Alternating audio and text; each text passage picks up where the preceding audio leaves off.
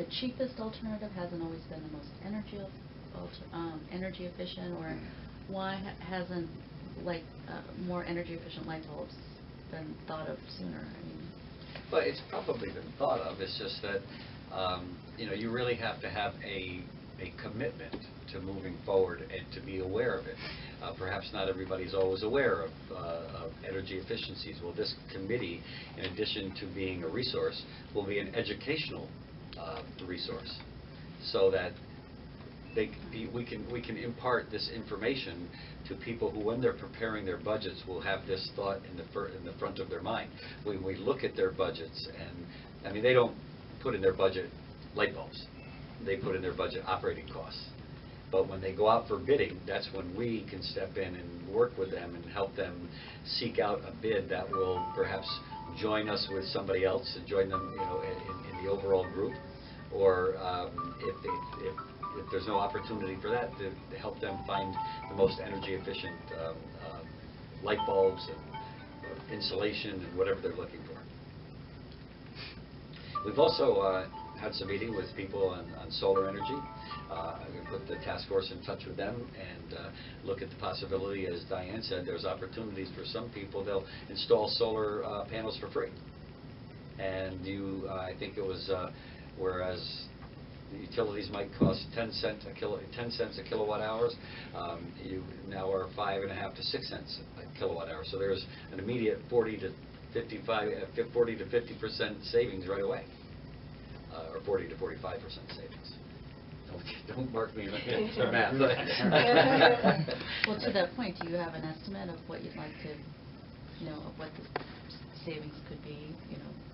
Well, we don't. I think the savings and the opportunities are virtually unlimited, and we're only limited by our creativity.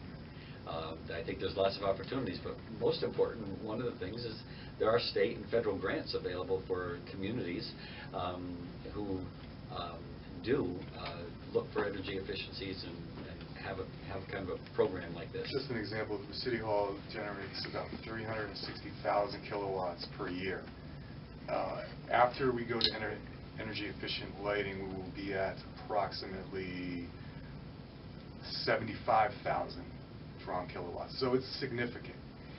We're not going to go out, we're not going to change every light in every school or every Norwalk facility, but when the project comes up, we're going to be there to make sure we get the best, up-to-date, least expensive, best deal on the market.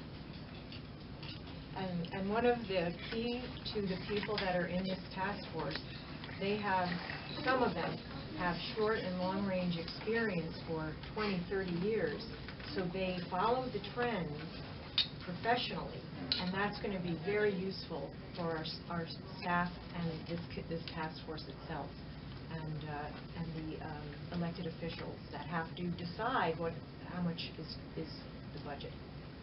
And there are other towns and other committees similar to this that are light years ahead, no pun intended, but light years ahead of where we want to be.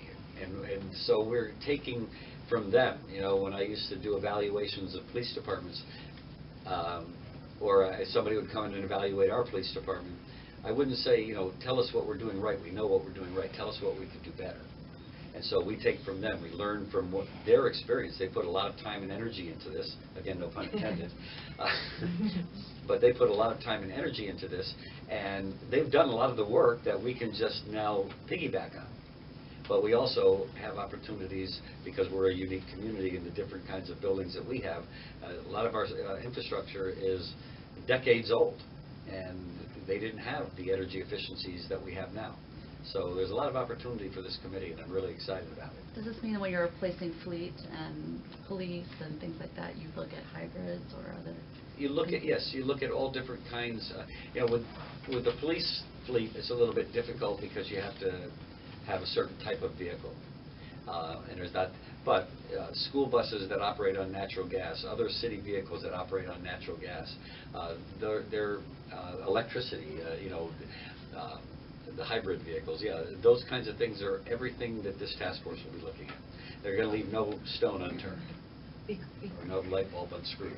Because Mayor Rilling has wisely put together this task force, we will now be able to take advantage of some grants and programs programs that this city could not, to not only help the city, but we were not able to help our citizens, our homeowners, residences, to be part of certain programs that the state and federal government has put together. Likewise, on the school level, we did not apply or weren't yet eligible to apply for retrofitting our diesel buses. Even though the diesel buses are owned by a private company, through this new task force and the interest by Superintendent Rivera, we won't miss as many of those grants, and that could realize lots of public health benefits. We'll work with the company we contract out to for the buses, but these are things that I know other towns and we will engage in, and they're really great. It's very positive, really positive ideas. Anything else?